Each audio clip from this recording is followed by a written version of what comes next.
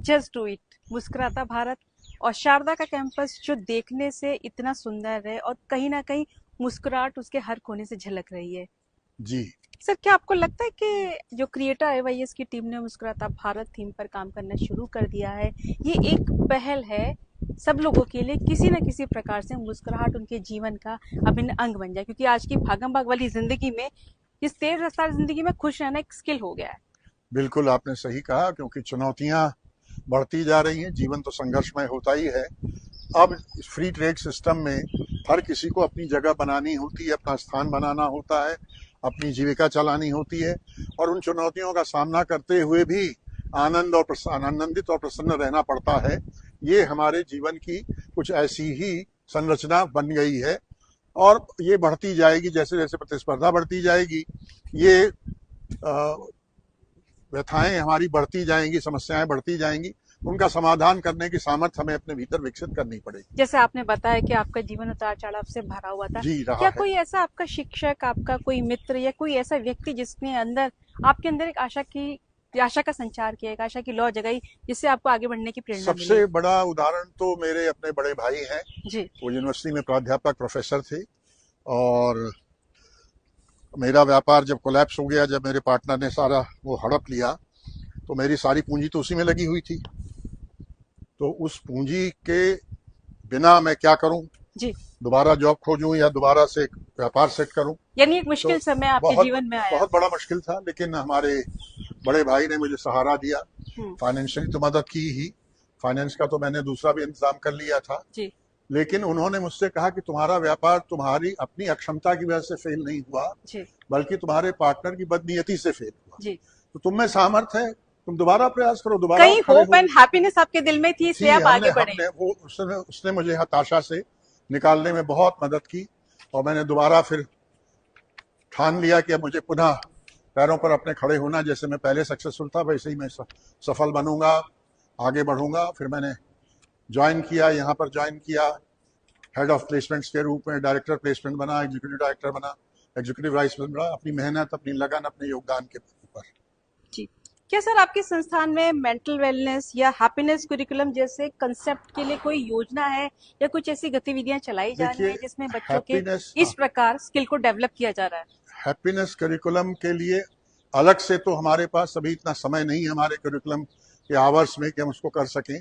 मैंने आपको बताया कि हम दो चीज़ों पे प्रशिक्षण बच्चों को देते हैं, जी। उसमें एम्बेडेड है ये चीज़ें, उसके अंदर सन्निहित हैं। एक हम देते हैं बिहेवियरल कॉम्पिटेंसीज एंड रिलेशनशिप्स के ऊपर, सॉफ्ट स्किल्स जिसको हम बोलते हैं, कैसे अच्छा बिहेवियर रखें, कैसे रिलेशनशिप्स को हम आदर करें, कैसे बनाएं, इसके ऊपर हम जो है काफ़ी बच्चों को ट्रेनिंग देते हैं। और दूसरा है एक अच्छा इंसान बनने के, आदर्श मान्यताओं के आधार पर अपने जीवन का संचालन करने के लिए, जिसको हम कहते हैं वैल्यू बेस्ड इंडिविजुअल। मान्यताओं और संस्कारों के आधार पर जीवन जीने का विवेक विकसित करना।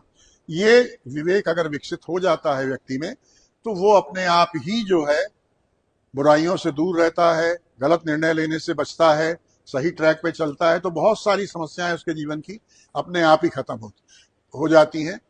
इसके साथ साथ हमारे यहाँ एक काउंसलिंग सेल है, जो बच्चे मानसिक रूप से किसी प्रकार से व्यथित हो जाते हैं, किसी दुर्घटना की वजह से, किसी की मृत्यु होने की वजह से, या अपना विवेक क्षीण होने की वजह से, तो हमारा काउंसलिंग सेल है। हमारे डायरेक्टर जो मैनेजमेंट इंस्टीट्यूट के हैं, वो बिहेवियरल साइंटिस्ट भी हैं, IIT रुड़की से उन्होंने PhD किया है इस विषय में, और वो एक सेल संचालित करते हैं। 3-4 टीचर्स उसमें बच्चों को बुलाते हैं, बात करते हैं, समझते हैं, इवेलुएट करते हैं, परामर्श देते हैं, और कईयों को उसमें से निकालने में सफल हो जाते हैं। जो नहीं निकल पाते, कोई एक्सट्रीम केस है, तो हम उनको फिर मेंटल साइकेट्रिक ट्रीटमेंट के लिए रेफर जरूर कर देते हैं। लेकिन अधिकांशतः बच्चों को हम उसमें से सफलतापूर्वक बाहर निकालने में सफल हो जाते हैं, अपने डिप्रेशन, अपने हताशा से, निराशा से। इस पड़ाव पर पहुंचकर, उम्र के इस मुकाम तक पहुंचकर आप अपने जीवन में कहाँ पाते हैं, और आप खुश रहने के लिए क्या प्रयास करते हैं? मैं खुश रहने के लिए, मैं बहुत सादा जीवन जीने वाला व्यक्ति हूँ। या ना सादा जीवन उच्च विचार, जी, ये आप आपका ऐसा कह प्रिंसिपल सकते है? हैं। मैं 4:30 बजे सुबेरे उठता हूँ। इस जी। उम्र में 75 वर्ष मेरी उम्र है। जी। और उसके बाद मैं गीता का अध्ययन करता हूँ 40-45 मिनट नियमित रूप से, 10-15 श्लोक रोज पढ़ता हूँ। उसके मतलब पर मंथन करता हूँ, सोचता हूँ, विचारता हूँ। उसके बाद फिर नहा धो करके फिर योगा करता हूँ, 1.25 घंटे का योगा करता हूँ। उसके बाद फिर 25-30 मिनट की पूजा और ध्यान करता हूँ। फिर उसके बाद कॉलेज आता हूँ। कॉलेज से जाने के बाद शाम को मैं अपने बच्चों के काम के बारे में, इसके बारे में, हालचाल के बारे में पूछता हूँ, या घर का सामान लाना है, या कहीं परिचित के यहाँ जाना है किसी फंक्शन में होकर के। और 7:30 बजे तक खाना खा के फिर मैं 9 बजे तक अखबार पढ़ के थोड़ा इधर उधर का वो सुन करके देख करके फिर सो जाता हूँ। ये मेरी दिनचर्या है और प्रसन्नता मैं अनुभव करता हूँ। जी स्वाभाविक रूप से मुझे जी जी। प्रसन्नता मिलती है, आनंद मिलता है, खुशी मिलती है। और मैं काम में इसलिए लगा हुआ हूँ कि जितना काम करूंगा, जितना सक्रिय रहूंगा, उतना स्वास्थ्य अच्छा रहेगा, उतना मन अच्छा रहेगा, उतना जीवन आनंदपूर्वक चलेगा। जी, भारत ने एक बड़ी लंबी छलांग लगाई है अंतरिक्ष के क्षेत्र में, जी, क्या कहना चाहेंगे इस बारे में? बहुत अच्छी बात है। भारत हर क्षेत्र में प्रगति कर रहा है। यशस्वी प्रधानमंत्री माननीय नरेंद्र मोदी के सक्षम नेतृत्व में हर दिशा में प्रगति हो रही है। आर्थिक प्रगति हो रही है, डिफेंस में आत्मनिर्भरता की प्रगति हो रही है, इंडस्ट्रीज में हम ज्यादा से ज्यादा चीजें आत्मनिर्भरता बना रहे हैं, एम्प्लॉयमेंट मिल रहा है और एम्प्लॉयमेंट अपॉर्चुनिटीज मिल रही हैं, बच्चों को जॉब्स मिल रहे हैं। कमियां हैं, परेशानियां हैं, लेकिन हम धीरे धीरे धीरे धीरे, शनई शनई इन चीजों को ओवरकम करते जा रहे हैं। इन चीजों को हम समाधान निकाल करके आगे बढ़ते जा रहे हैं, चुनौतियों का पार करते हैं। जी इतना रोजी पिक्चर, इतना सामर्थ्य का विकास आज से पहले इस गति से कभी नहीं हुआ जी, था। बिल्कुल तो बिल्कुल। मुझे ये आशा है कि अगले 10 वर्षों में भारत एक मध्यम इनकम का ग्रुप बन जाएगा। अभी हम $2200 के प्रति व्यक्ति आय पर पहुंचे हैं। 2035 तक ये आय करीब 2.5 गुना होकर के हम $5000 की आय तक पहुंच जाएंगे। शुभांशु शुक्ला जो एक नई उन्होंने अंतरिक्ष में छलांग लगाई है, हम चाहेंगे और भी बच्चे आए और इस प्रकार अंतरिक्ष में आगे जरूर जाएं। जरूर जी जी। जरूर जरूर। हमारे यहाँ टैलेंट की, हिम्मत की, जज्बे की कमी नहीं है। दिशा देने वाले शिक्षा व्यवस्था चाहिए और प्रेरित करने वाले एबल टीचर्स चाहिए। जी बिल्कुल। और करने वाले बच्चे हैं, स्टार्टअप सेटअप कर रहे हैं, बढ़ा रहे हैं। मैं उनको शुभकामना देता हूं, शुक्ला जी को। वो एक आदर्श प्रस्तुत कर रहे हैं बच्चों के सामने, बहुत अच्छी बात है।